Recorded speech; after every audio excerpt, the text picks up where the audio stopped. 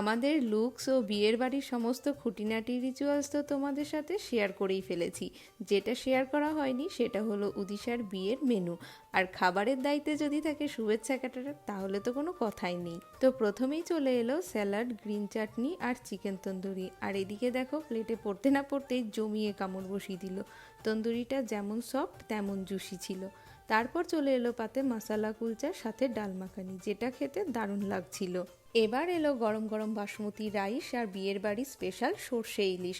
ভাতের সাথে সর্ষে ইলিশের কম্বিনেশন তো আমার বরাবরই প্রিয়। নেক্সট এলো শুভেচ্ছার স্পেশাল বাসন্তী পোলাও আর বিয়ের বাড়ির শোস্টপার মাটন। এই যে মাটন প্রেমী বাটি ভরে মাটন খাচ্ছে। এরপর এলো চাটনি, পাঁপড় আর গরম কলা পাতায় মোড়া ভাপা সন্দেশ, যেটা খেতে আমার তো খুবই ভালো লেগেছিল। এত কিছু খেয়ে আমি তো রসগোল্লাটা স্কিপ করে গেছিলাম। আর ছিল আইসক্রিম আর পান। তো তোমাদের কেমন লাগলো আজকের মেনু অবশ্যই কমেন্টে জানিও।